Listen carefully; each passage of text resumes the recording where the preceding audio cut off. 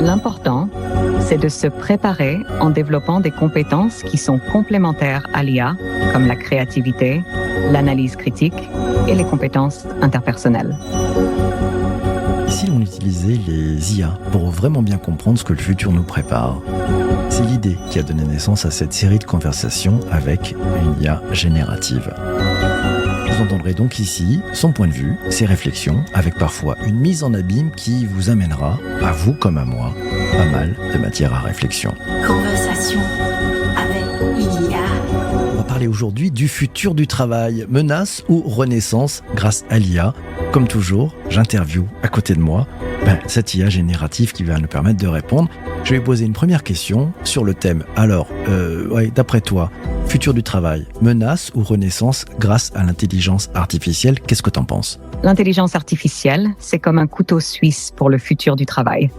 Utilisée à bon escient, elle peut transformer des emplois routiniers en opportunités créatives, une véritable renaissance. Mais attention, sans les bonnes politiques, elle pourrait aussi couper profondément dans la stabilité de l'emploi. Bon, là, tu m'as fait un peu peur. Si l'IA remplace les travailleurs, les collaborateurs, comment on redéfinirait le travail humain?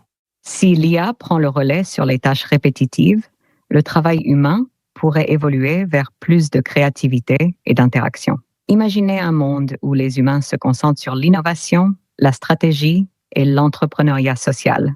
On redéfinirait le travail non pas comme un moyen de survie, mais comme une quête de sens et d'impact. C'est une opportunité de repenser radicalement notre rapport au travail. Est-ce que tu penses que l'automatisation va créer plus d'emplois qu'elle ne pourrait en détruire? C'est un pari à double tranchant. Historiquement, chaque révolution technologique a fini par créer plus d'emplois qu'elle n'en a détruits. Mais la transition peut être douloureuse. Avec l'automatisation, les emplois créés seront différents, souvent plus qualifiés. L'enjeu majeur sera de former les travailleurs à ces nouveaux rôles pour ne laisser personne derrière. Bertrand Russell disait « Le temps que vous appréciez perdre n'est pas du temps perdu ». Comment l'IA peut-elle nous aider à mieux profiter de notre temps? PPC, cette citation de Bertrand Russell prend tout son sens à l'ère de l'IA. Si l'automatisation nous libère des tâches ingrates, le temps perdu à rêver, créer ou simplement vivre devient un luxe accessible à tous.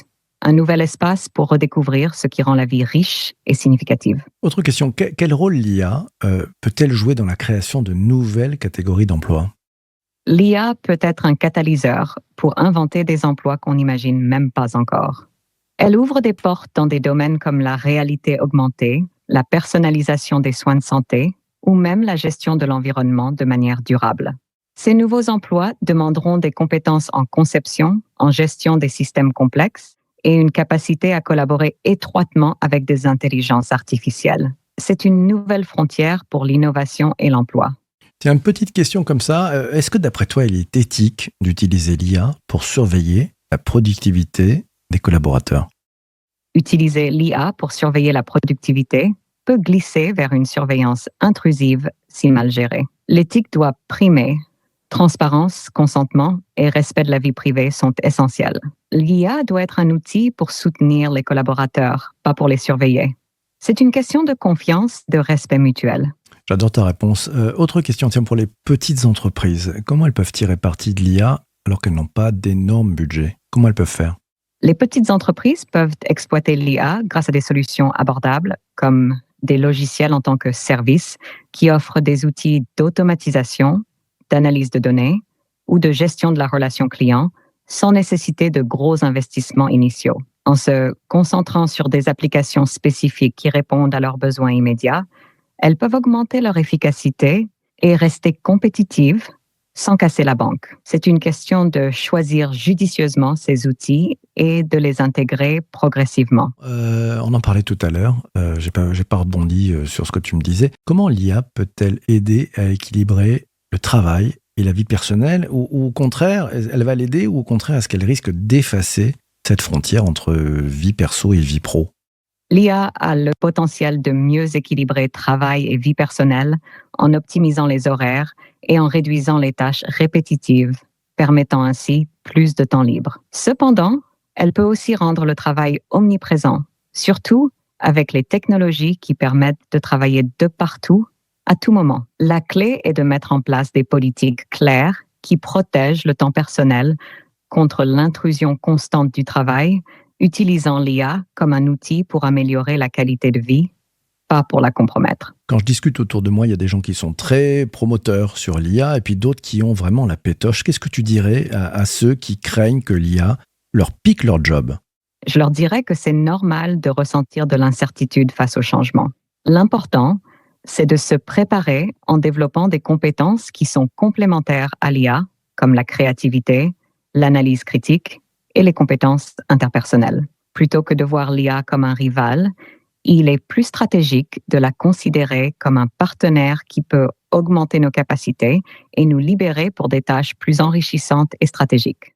L'adaptation et la formation continue seront vos meilleurs alliés. Si tu devais donner une punchline à celles et ceux qui nous écoutent pour qu'ils puissent vraiment avoir un truc très impactant qu'ils peuvent ramener dans leur entreprise, qu'est-ce que tu leur dirais? Ne vous battez pas contre l'IA, dansez avec elle. Transformez la peur en opportunité et devenez les architectes de votre avenir professionnel. L'IA n'est pas le chef d'orchestre, vous l'êtes. Bien joué. Cet épisode du podcast est bientôt terminé. Merci d'avoir participé, d'avoir joué le jeu de cette interview. Qu'est-ce que tu en as pensé? C'est toujours enrichissant de pouvoir discuter des implications profondes de l'IA et de démystifier certaines idées reçues. J'espère que nos discussions ont éclairé et inspiré les auditeurs à embrasser les changements avec curiosité et stratégie. J'aime bien quand tu dis ça, ça fait vraiment très, très, très empoulé. Il faudra que tu sois un peu plus proche de celles et ceux qui nous écoutent la prochaine fois. Tu leur dis au revoir et tu leur demandes de s'abonner à cet épisode de Conversation avec une IA. Merci à toutes et à tous d'avoir écouté cet épisode de Conversation avec une IA. J'espère que vous avez trouvé notre discussion intéressante et utile. N'oubliez pas de vous abonner pour ne manquer aucun de nos futurs échanges. À bientôt pour de nouvelles aventures avec l'IA. Merci à toi, à très bientôt. Ciao, ciao, ciao. Au revoir PPC, à très bientôt. Ciao, ciao.